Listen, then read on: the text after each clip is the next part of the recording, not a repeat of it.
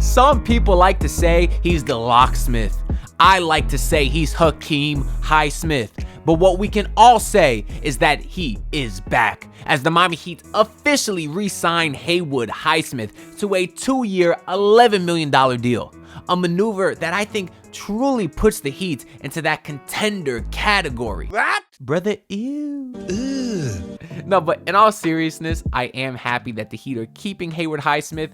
I think he's a pretty decent player, and at an annual salary average of only $5.5 million, I do think that's pretty good value. Because I even said going into this free agency period, I would have been cool giving him like $7 million.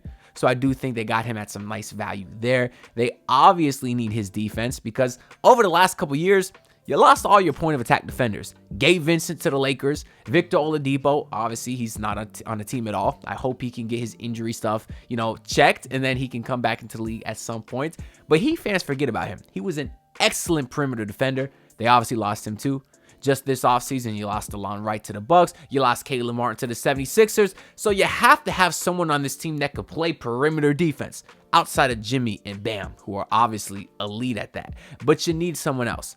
And Haywood Highsmith is obviously very, very good at that. And on top of that, he was a 40% three-point shooter last year. What more can you ask for?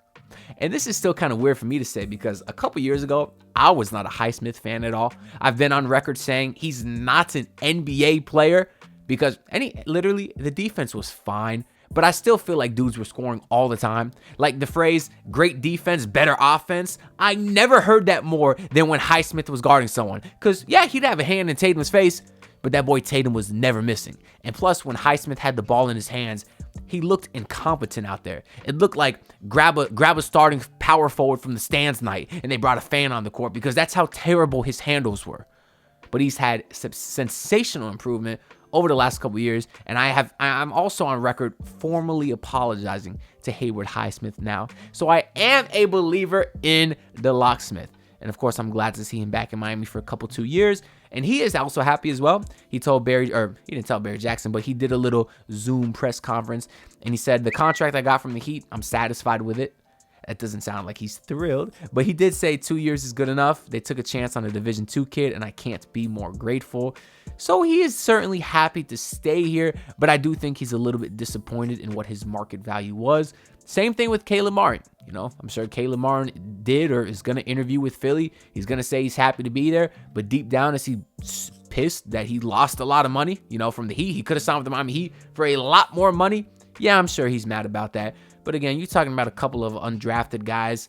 And now that, they're able to set themselves up for, for life. I mean, in Haywood Highsmith's case, $11 million. I suppose he could blow through that pretty quick. But, still, you take a kid who's undrafted and you just give him life-changing money. How about that? So, overall, it's a complete success story. And for the Miami Heat's perspective, it's something that I think helps them on the basketball side of things as well. I hope he doesn't play power forward minutes this year. I don't think he'll start like we saw a lot last year because I think Jovic is probably slotted into that spot. But Highsmith is 6'5". I don't want to see him at the starting four. I got this notion, people have called me crazy, why not put Highsmith at the 2? There's a such thing as a 3-and-D shooting guard, and Highsmith would be perfect at that. 40% three-point shooter, great at spotting up, doesn't need the ball in his hands. Terry Rozier obviously would be your other backcourt mate, him or Tyler Hero, fine. Either one of those guys needs the ball, so why not start them in the backcourt next to Highsmith, who doesn't need the ball and can help make up for the defensive inefficiencies of Terry Rozier or Tyler Hero. I think it makes a ton of sense. Give me the 6'5" shooting guard who shot 40% from 3 and has a 7-foot wingspan instead of putting him at power forward where he's too damn small. I don't know. Maybe I'm talking crazy, but that's what I would like to see from Haywood Highsmith this year. But the part that kind of does suck about all this, and it's kind of what I want to get into in today's video, is I'll read the tweet straight here from Barry Jackson. He says, as Brian Goring smartly calculated, by giving Highsmith significantly more than he was offered elsewhere, because by the way, the Bucks and Suns was his only other offers, and they were minimums. That's the report that came out today. Apparently, Damian Lillard tried to recruit Highsmith to the Bucks. So, Dame, if you wanted to play with Highsmith, you should have stayed in Miami. But now we got Highsmith. And who do you got, Dame? Giannis? Yeah, I'd rather have Giannis than Highsmith too. But anyways, obviously the Heat ended up paying a lot more than Highsmith and what was out there. but I'm cool with the Highsmith contract. I think it's good value. The problem is, though, as he continues here, is he says the Heat have removed any chance to add a 15th player if a good free agent is still available in August, like Oubre was last year. Heat now prohibited by league rule from doing that, even for an undrafted rookie. So right now, the Heat are at 14 roster spots, and they literally cannot add anyone else. Right now, they got the two-ways of Drew Smith, who Barry Jackson even said is inexplicable. So for Barry Jackson to say it's ridiculous to have Drew Smith on a two-way, you know it's ridiculous. But we've been saying that. And then the other two-way spots is Zion Poulin and Keyshawn Johnson. I don't think those guys are going to lose their role there. But then what happens with Cole Swider? Shot 50% from three in the G League last year on 9 attempts. And here he is in the Summer League already. 50% from three on 9 attempts again. That sounds like a guy that should get a two-way. So what are they going to do? They can't convert one of those guys to a regular spot because they don't have the money, without going into the second apron, of course, which they're going to avoid at all costs. Ideally, they cut Drew Smith and put Cole Swider in that spot, but what do I know, right? That's for Pat Riley and Andy Ellisberg and Adam Simon and whoever else is in the front office to determine that. But so that's the part that kind of sucks here, is you are locked into your roster as is with those 14 guys until either very late in the season, when a guy's prorated minimum contract is less than the $2 million under the salary cap that you're at, or if you make some sort of trade. Obviously, I think we're all hoping we can find some sort of salary dump for Tyler or for Duncan, or maybe still bring in a whale, marketing, you trade Young. If you want Zach LaVine and the first round pick attached to it, there's still options for trades, and we'll get into that throughout this offseason. But assuming no moves are made, this is your roster. So what I want to do in today's video is I want to go through the top remaining free agents, because there's a lot that I think Heat fans would really like. So we'll kind of go through this and look for a few guys that I think would fit very nice on the Heat. And then we'll talk about whether it was even possible before signing Highsmith. Because by the way, if they just signed Thomas Bryant, a lot of this would have been possible. So that signing also makes no sense. Alec Burks, you could argue whether that makes more sense or not. I do think you need some more guard depth off the bench than big depth at this point, because you got Kevin Love, you got Khalil Ware. I don't think you need more than 2 backup centers. And that's what they have with Thomas Bryant. They got a third. Anyways, the first guy on this list is Tyus Jones, who obviously Heat fans should love. He had a sensational season last year with the Washington Wizards. You see his numbers right here, 12 points, 3 boards, but look at the assists, 7 assists, and that was to 1 turnover, the best assist to turnover ratio in the league. And look at his percentages. She's shooting the ball as well. Incredible, especially that 41% from 3. So he is a point guard, the purest facilitator that you can get in today's NBA. I know a lot of Heat fans, including myself, like Zion Poulin for the same reason. Poulin had a 5-to-1 assist to turnover ratio in college at UF. So he's certainly capable of that as well. He's made some nice reads in Summer League, but it's only been 2 games, so not enough to judge him there. So the Heat still need a true point guard, and that is what Tyus Jones is. You see he made $14 million last year. Obviously, he's not going to get nowhere close to that this offseason, because the market is completely drying up for all of these teams. So is he a guy that would currently accept the minimum with the Heat? Well, I guess the Heat can't even give out minimums. I just said that. But if you didn't sign Highsmith, would he have taken that $5 million that Highsmith is getting? Maybe, but he's worth so much more than that. Either way, he's certainly a guy I would rather have than Highsmith if they could have made it work. Obviously, I would rather have him and Highsmith, get rid of Thomas Bryant and Alec Burks. What the hell the Heat were doing there, I don't know. But this is a good player the Heat certainly missed out on that I think they could have got. Saddiq Bey, another interesting name. Someone who's a little bit younger. The 3-point percentage kind of fell off a cliff from what we saw earlier in his career. Only 31% last season. But he is a guy that is still very young. He's probably only like 21, 22. And has a lot of versatility as a 3-and-D player. I like him, but truthfully, I probably would rather have Haywood Highsmith at this point, so I'm not tripping. I'd rather have all these guys over Brian and Alec Burks, but whatever. Gary Trent Jr., I would also rather have him over Alec Burks. 40% 3-point shooter, is a guy that can certainly get you a couple of steals a game, so he's not terrible on the defensive end, and he's just a guy that is a complete knockdown shooter. Not that Alec Burks isn't, I just think Gary Trent is a little bit better, and I probably would have preferred him as well, to be honest with you. Spencer Dinwiddie, he would have never taken that little bit amount of money, and he's not a great shooter. This says 4.7% from 3. Is that accurate? There's no way he was that bad. Let me pull up. I already had the basketball reference up. Let me pull up that Spencer Dinwiddie stats right here. Last season for 3, Dinwiddie shots. Yeah, that's okay. 39% from three, or I guess in total it says 34%. So that's definitely a typo. I think they meant 34% from three here. Fix your website, Hoops Hype. But either way, he's not known as a shooter, anyways. Same thing with Isaac Okoro. I'm cool on him. Gordon Hayward is a guy that would have interested all of us. Finally getting him after the whole Gordon Hayward sweepstakes that we were so desperate to get, because that was dark times as a Heat fan with Luke Babbitt and Willie Reed and those guys. We thought Gordon Hayward was our whale. Obviously, we kind of dodged the bullet there.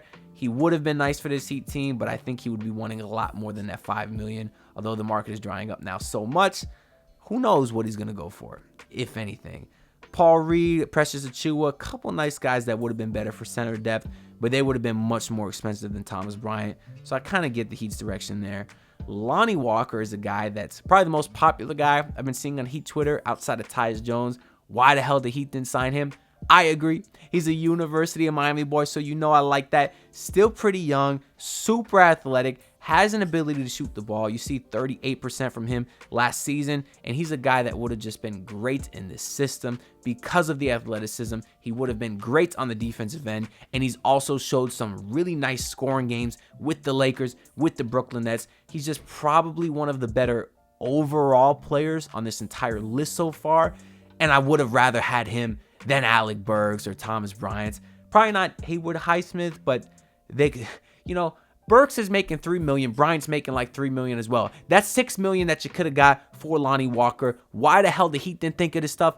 I don't know. And that's the part that I do think is frustrating. Luke Kennard, I'd probably rather have Alec Burks than him. I'm not gonna lie, he's okay. This guy, never heard of him, to be honest with you. Pat Bev, I know we talked about perimeter defense. Pat Bev is very old now. I'm good on that. Osman is okay. Campaign is way too small. I am good on small guards. Who else we got here? Markelle Fultz. I am interested in that one. I know he can't shoot, and this is going to be me being hypocritical. But defensively, he's very underrated, and as a facilitator as well. Only 3 assists a game last year here for Markelle Fultz. But he's a guy that could basically do everything but shoot. And I just think the Heat are in desperate need of sort of a facilitating guard and the defensive guard. And I think he's very good at both of those things. I know he's probably one of the biggest busts in NBA history outside of Anthony Bennett, but do not disrespect him as a player who is ass, because he is not. He is very, very versatile outside of shooting the ball. He can get to the rim, and he does provide things at the guard spot that the Heat need. So I would have liked him over to some of the other guys that we signed. Dennis Smith Jr., you've heard a ton of talk about him as well. Surprisingly, still pretty young, even though he's bounced around quite a bit. Very bouncy guard. I thought he was going to be the next Russell Westbrook coming into the league out of NC State. Had some okay years with the Mavs, but his fit with Luka wasn't great. I like Dennis Smith Jr., but I think people do kind of overhype him because he's bouncy, and J. Cole talked about him in a song. To be honest, he's a good player. There's a reason he's bounced around so much, especially since he was a high lottery pick. He would not have been, he wouldn't have been traded this many times if he was that talented. I just believe. Okogie's another guy we've heard because he is an exceptional defender. Shooting-wise is terrible. You see the under 31% last year, but defensively, he's so good. He has a huge wingspan, and he is super athletic himself. He is very switchable. He has one of the best blocks in NBA history that I've ever seen, where he basically snatch blocked the guy, went down the court, and got a poster. I do like Josh Okogie a lot, but a guy like Haywood Highsmith is just much more versatile. Doug McDermott, another shooter. We've heard about a Jay Crowder reunion. I like Jay Crowder. I think he could still play in this league at kind of that 3 and D4 spot, the wing spot. I'd rather have Haywood Highsmith than him at this point. And they're basically the same type of player. Marcus Morris, same kind of deal. Markieff was the one we had before. Marcus is supposedly the better brother, but both those guys seem to be a little bit past their prime now as they kind of get a little bit older. Is anyone else interesting here? Random scrub Heat killer Hall of Famer Evan Fournier.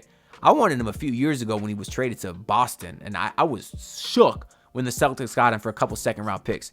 He ended up sucking, and he actually really hates that franchise here. Robert Covington is a guy we've also heard a ton about. Well, Robert Covington is 33. Apparently, that's younger than when we got Andre Iguodala. I think Iguodala might have been like 36.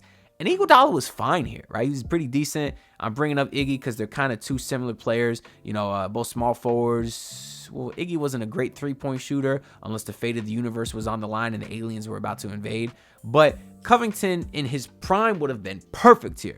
Great perimeter defender, great three-point shooter.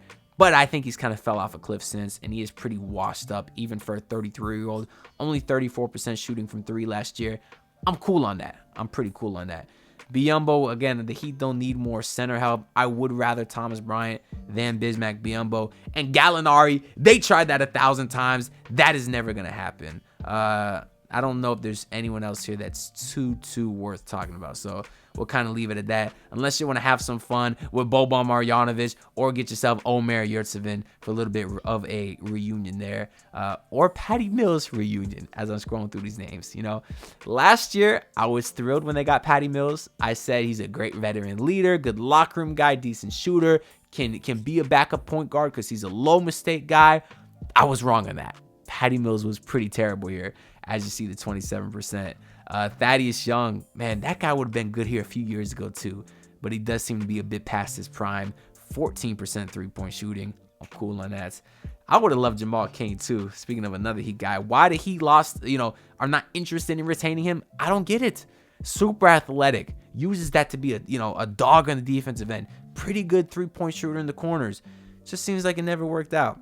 But anyways, that's the top 50 here. So those are basically the best remaining free agents. I want to ask you guys to comment your favorite down below. Who on here do you like the best? Would you rather have any of them over Thomas Bryant, Alec Burks, Haywood Highsmith?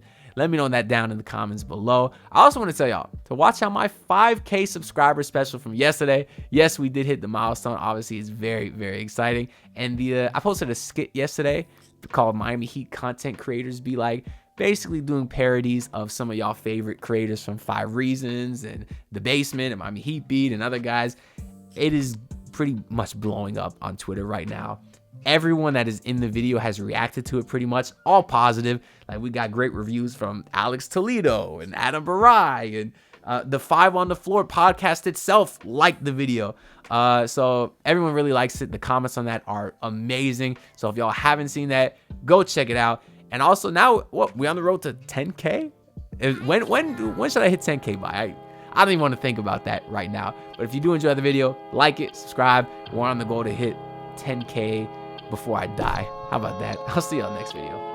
Peace out. Look, pull up in your city tryna get that dead face. Do it on my own, I don't need no dead weight. Had to kill him off, yeah, I need a head space. You know this homegrown bitch don't offend me.